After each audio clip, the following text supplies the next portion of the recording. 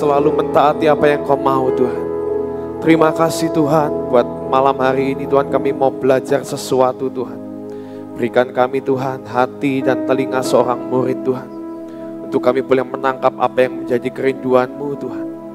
Layakkan, mampukan hamba-Mu untuk menyampaikan apa yang menjadi isi hati-Mu, biar bukan yang dari keinginan pribadi, tapi biar hamba-Mu boleh menyampaikan apa yang menjadi suara hati-Mu. Terima kasih Tuhan. Kami mau persembahkan hanya di dalam nama Tuhan Yesus. Amin. Ya saudara, hari ini tema saya Blow the Trumpet. Sama dengan apa yang disampaikan waktu kemarin acara Pondok Daud. Sebenarnya saya ini dapat kata-kata blow the trumpet ini sudah beberapa bulan yang lalu saudara. Waktu itu kita sedang belajar tentang generasi Yoel. Dan setelah firman itu disampaikan, ada kata-kata dan di hati saya ngomong, Desember itu temanya blow the trumpet. Saya pernah ngomong sama Sofi, sama Ibu Nani, saya dapat tema kok Desember acaranya kok blow the trumpet ya, mungkin buat Natalan kali ya. Trompet Natal mungkin gitu. Saya masih belum tahu juga, saya cuma ngomong, dapatnya tentang blow the trumpet gitu. Tapi ternyata Ibu Nani dapat tanggal Pondok Daud waktu kemarin tentang tiuplah sangkakala di Sion. Dan saya ini tahu saya harus menyampaikan firman itu baru kemarin saudara. Minggu lalu waktu duduk di tempat ini dan ada pengumuman minggu depan yang menyampaikan firman 3 serangkai. Dan saya baru tahu, wah minggu depan menyampaikan firman. Saya mulai mencari Tuhan apa yang menjadi kerinduan-Mu. Blow the trumpet, tiuplah sangkakala, sudah dijelaskan dengan sangat jelas oleh Ibu Nani. Saya berusaha mencari tema yang lain, saudara. Wah, saya mau cobalah mengupas tentang King and Praise gitu ya, yang minggu depan akan tema untuk tanggal 10 Desember. Tapi saya sudah siapkan. Tadi pagi, waktu saya menyiapkan lagi, Roh Kudus berkata, kamu sampaikan blow the trumpet. Loh, kan kemarin udah disampaikan Tuhan sama Ibu Nani. Sampaikan 2 kali. Kenapa? Karena kalau Tuhan mau disampaikan 2 kali itu artinya apa? Penting saudara. Pesan kalau disampaikan 2 kali, penting nggak? Penting. Jadi hari ini saya tugasnya menggarisbawahi saudara. Apa yang sudah disampaikan oleh Ibu Nani kemarin. Saya menggarisbawahi. Saudara, kita mau sama-sama baca terlebih dahulu Yoel 2 ayat 1. Yoel 2 ayat 1 berkata, tiuplah sangkakala di Sion, berteriaklah di gunungku yang kudus, biarlah gemetar seluruh penduduk negeri, sebab hari Tuhan datang, sebab hari itu sudah dekat. Arti kenapa kita harus meniupkan sangkakala?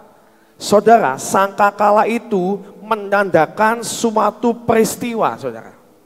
Gak ada orang tiba-tiba meniupkan trompet, gak ada angin, gak ada apa, gak ada. Saudara.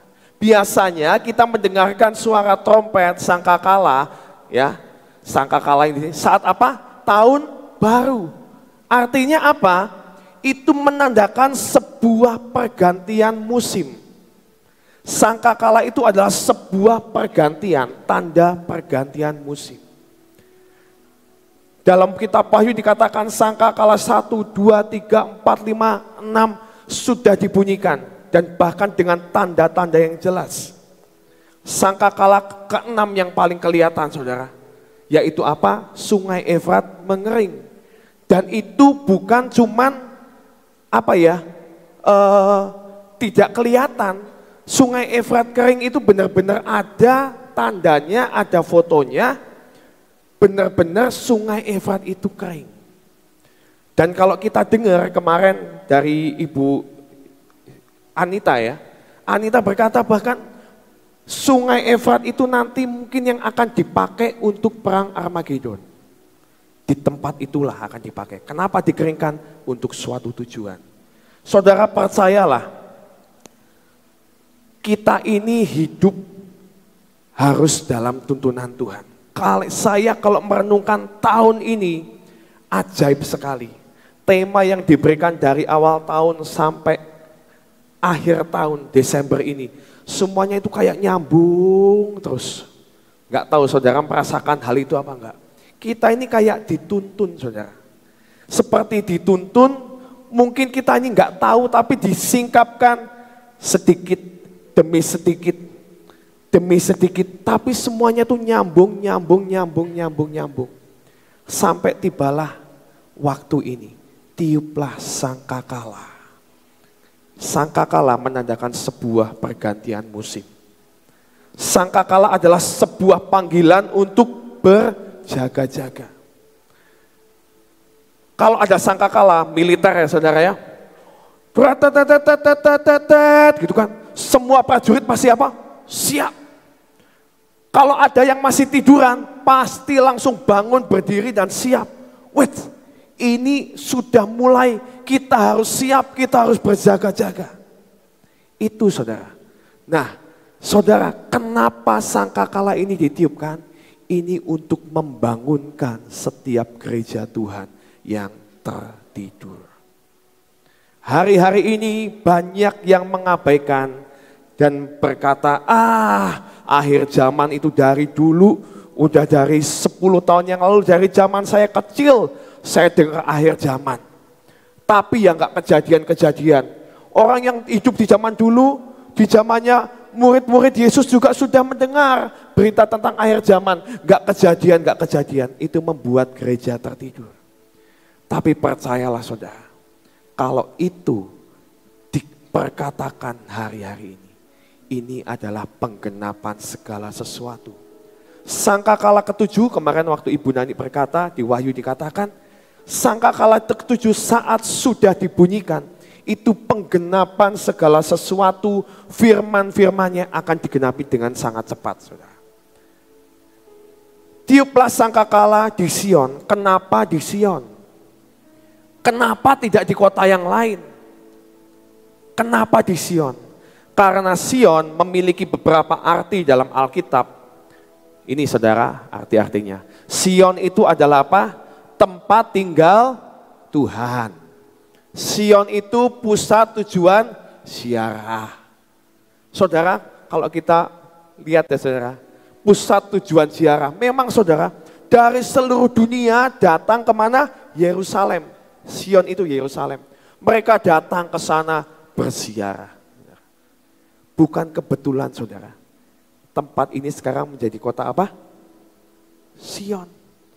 Artinya apa? Tempat tinggal Tuhan. Kemarin Sofi cerita sama saya. Saya waktu kemarin nyembah apa hari ini nyembah gitu. Saya itu dapat suatu pengertian dari Tuhan.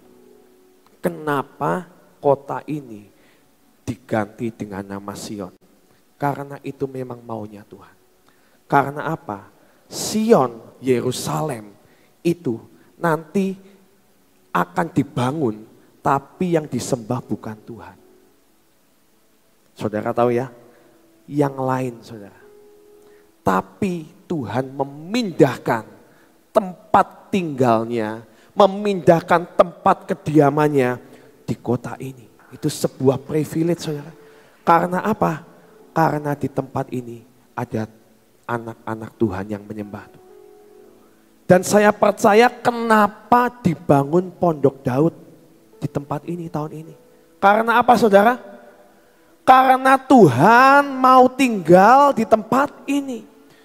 Pondok Daud itu adalah pondok pujian penyembahan. Dan Tuhan itu sangat suka untuk disembah. Dan dia pengen kita mulai beresin.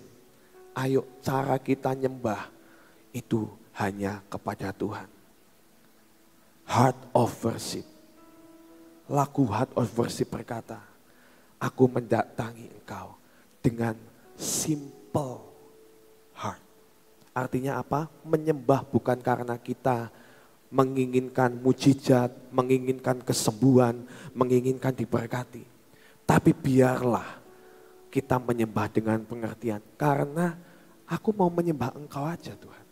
Aku pengen menyenangkan hatimu. Itu yang Tuhan mau. Dan Tuhan akan tinggal di tempat ini. Bukan cuman itu saudara. Tuhan menyatakan dengan kasat mata. Dengan kejadian yang ada di taman. Bahwa surga menyentuh bumi itu benar-benar ada. Dengan adanya mujizat-mujizat, dengan adanya minyak-minyak yang dikeluarkan saudara. Dari sesuatu yang tidak ada menjadi ada. Bahkan sekarang berita itu sudah sampai ke luar negeri. Orang datang ke tempat ini, datang ke taman. Tujuannya apa? Mereka pengen menyaksikan Tuhan hadir di tempat ini. Benar gak saudara? Jadi pusat tujuan ziarah. Benar saudara, Sion. Yang ketiga apa? Kota keselamatan di akhir zaman. Kenapa sangkakala di tempat ini? Karena ini adalah kota keselamatan di akhir zaman. Saat yang lain tergoyahkan, tergoncangkan, Tuhan menjamin tempat ini, kota Sion adalah kota keselamatan di akhir zaman. Lambang kediaman Allah. Saudara, tiup sangkakala. Itu bukan hanya kita disuruh, oh yuk kita nanti beli yuk trompet. Kenapa Ibu Nani nggak jual trompet ya, jualnya kaos ya. Harusnya kita meniup di jalan-jalan. Bukan itu saudara artinya. Meniup sangkakala di Sion itu artinya seperti ini. Saudara, kalau zaman dulu kerajaan, kalau saudara nonton film kerajaan. Kalau dalam sebuah kerajaan mau ada pengumuman, ya, mau ada pengumuman, yang ada adalah apa? Prajurit siap di istana, semua rakyat, pembesar, pejabat semuanya ada di bawah istana, saudara. Rakyat, sebagian rakyat, nggak bisa semuanya, karena adanya cuma di pelataran itu, saudara.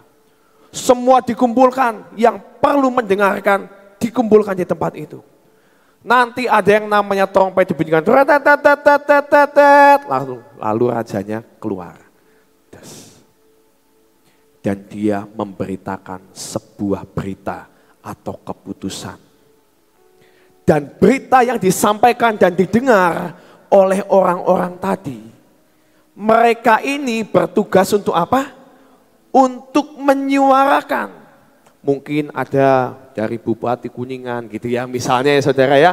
Kalau di Indonesia ya, dari Sumatera perwakilan, ada perwakilan dari Aceh mungkin, ada perwakilan dari mana-mana datang. Mereka mendengarkan berita yang disampaikan oleh raja. Kemudian apa? Mereka harus menyuarakan, menyampaikan apa yang menjadi ketetapan raja. Ketetapannya apa? Dalam Yoel 2 ayat 1 dikatakan, biarlah gemetar seluruh penduduk negeri, sebab apa? Hari Tuhan datang, sebab hari itu sudah dekat. Tugas kita, ya, kita ini mendengar, kita ini harus mengemban sebuah tugas. Yaitu kita harus menyampaikan apa yang sudah kemarin didengar dengan cara kita memberitakan, memperingatkan kepada orang-orang bahwa apa? Hari Tuhan sudah dekat. Yoel 2 ayat 2 dikatakan, suatu hari gelap gulita dan kelam kabut, suatu hari berawan dan kelam pekat.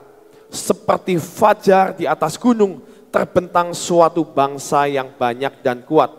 Yang serupa itu tidak pernah ada sejak purbakala dan tidak akan ada lagi sesudah itu turun-temurun pada masa yang akan datang, saudara.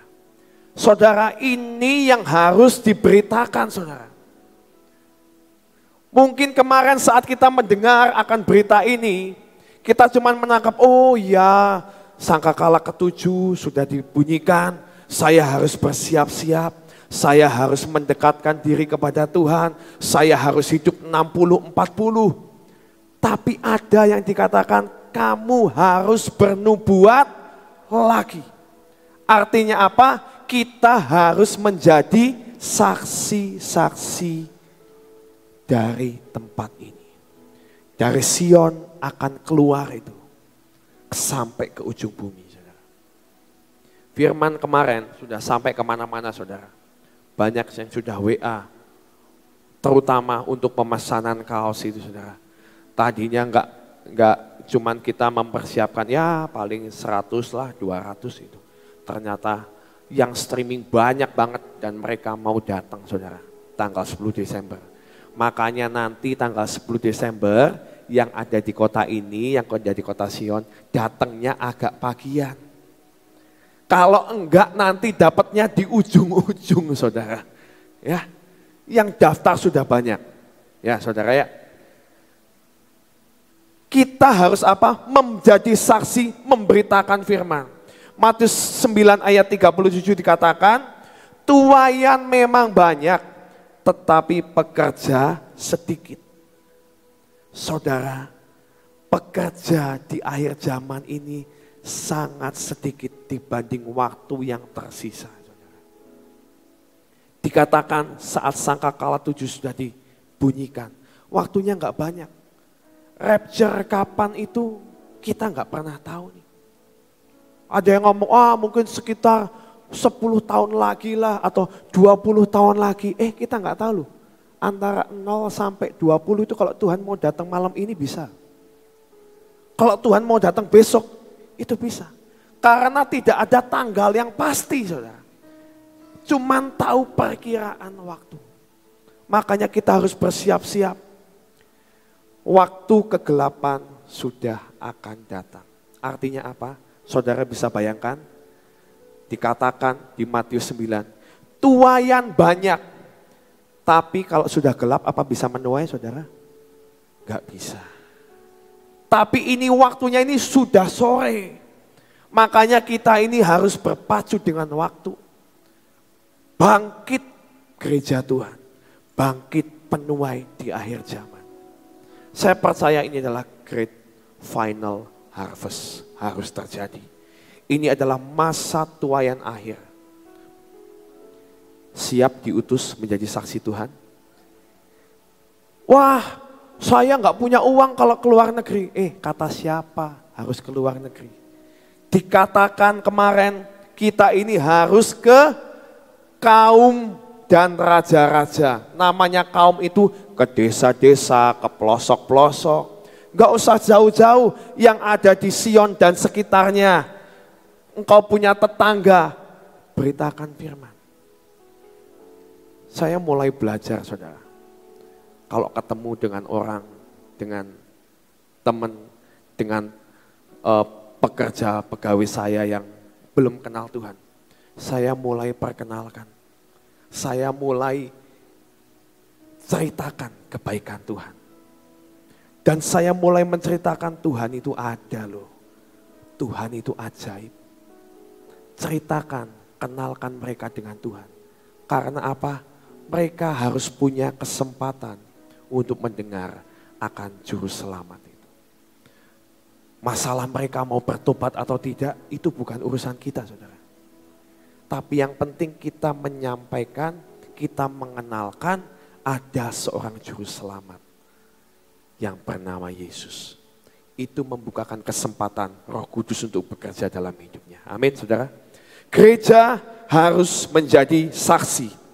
Sion yang kemarin mendengar harus menjadi saksi. Amsal 10 ayat 5.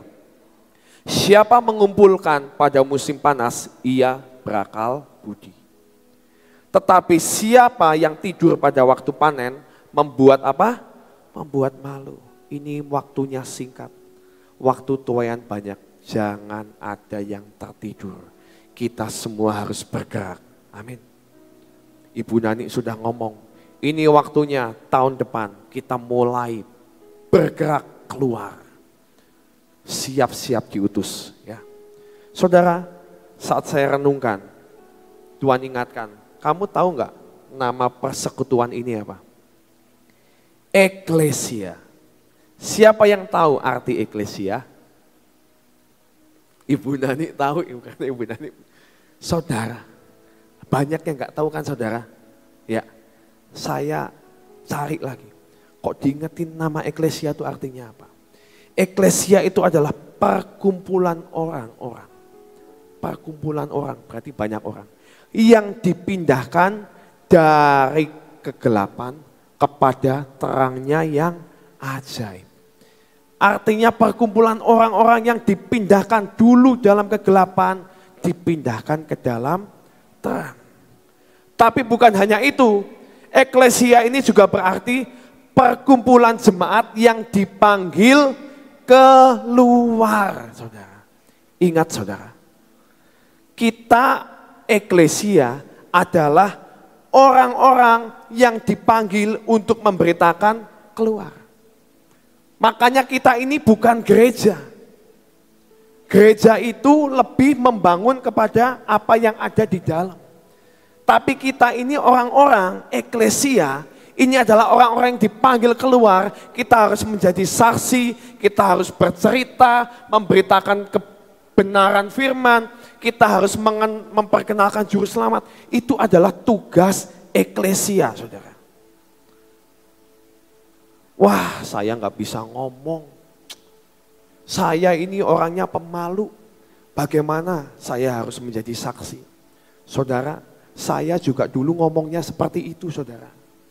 Saya ini adalah orang yang malas kalau suruh berdiri di sini, ngomong sama orang. Dan yang diperlukan bukan orang yang bisa atau cakap, tapi orang yang mau. Karena Tuhan akan memperlengkapi orang yang dipanggil. Saat kita dipanggil, saat kita dipilih, Tuhan yang akan memperlengkapi. Ya saudara ya, Tuhan yang akan memampukan. Kisah 1 ayat 8 berkata, kamu akan menerima kuasa Roh Kudus dan akan menjadi saksi di Yerusalem, yaitu Sion, Yudea, Samaria, dan sampai ke ujung bumi. Saudara, kita akan menjadi saksi di kota ini, di Sion, di Yudea, di Samaria, sampai ke ujung bumi. Gak ada yang amin, saudara. Amin, saudara. Karena untuk itu kalian mendengarkan berita ini. Kenapa kalian kemarin mendapatkan berita tentang tiuplah sangkakala di Sion? Karena kita harus menjadi saksi. Jangan takut memberitakan kebenaran firman.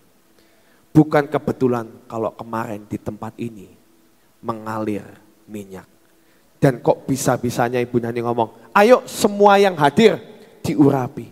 Saudara, itu artinya apa? Pengurapan itu akan memampukan setiap kita. Seperti Daud saat dipilih. Dia nggak bisa menjadi raja, dia adalah seorang gembala. Tapi saat dia dipilih dan dia diurapi, maka firman berkata, sejak saat itu roh Tuhan ada padanya. Dan Tuhan mengajari langkah demi langkah apa yang harus dilakukan. Sampai tujuan Tuhan atas hidup kita tergenapi. Amin saudara. Jangan takut saudara. Kata eklesia pertama kali muncul dalam Matius 16 ayat 19.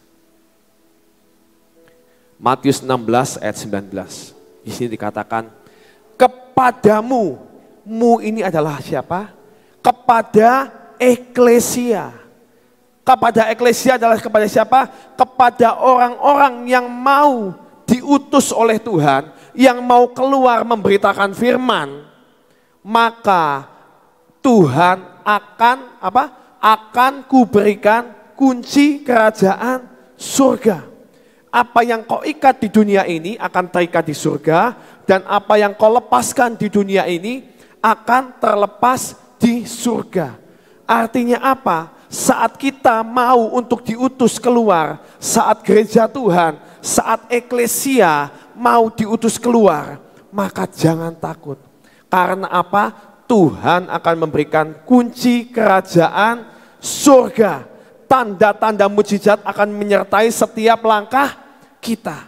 Apa yang kita perkatakan, kita ikat. Kita mungkin harus mengusir roh jahat di suatu tempat.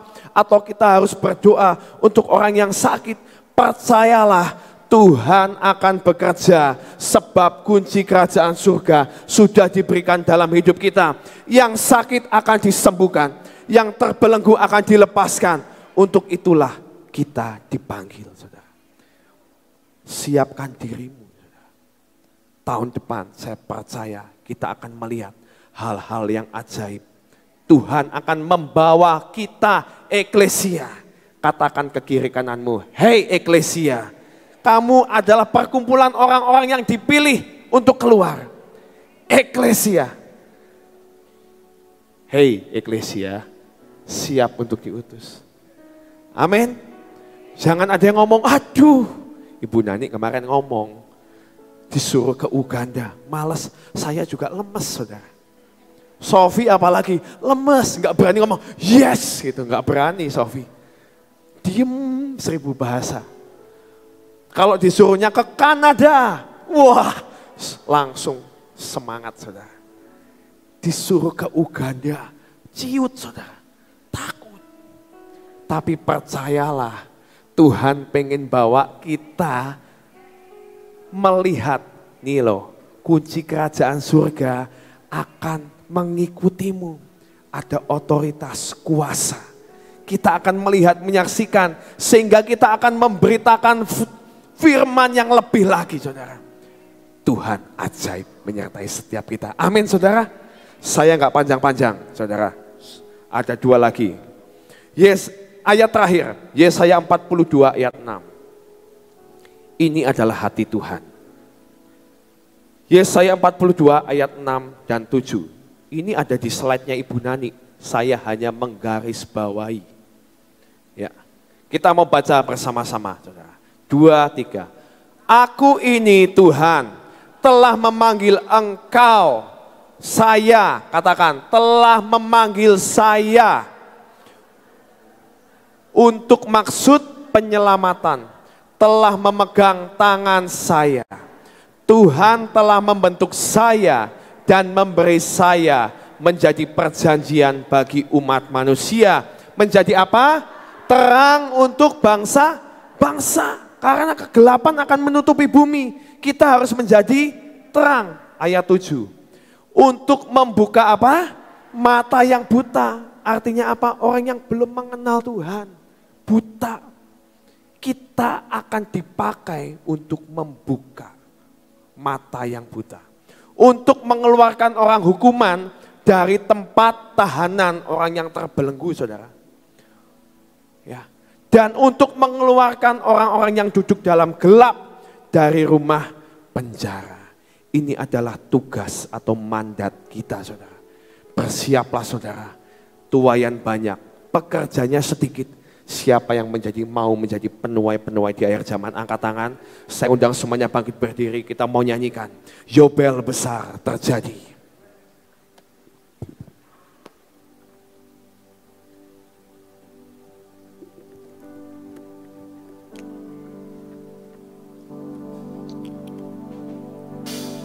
Yo! Dengar panggilan sang raja, Yobel besar tiba, keselamatan terjadi. Bekerja, menantang dunia, rebut jiwa-jiwa bagi kerajaannya. Dengar panggilan sang raja, dengar panggilannya. Besar tiba, keselamatan terjadi. Bekerja, menangkan dunia, rebut jiwa-jiwa bagi kerajaannya. Yuk menari, bisa menari.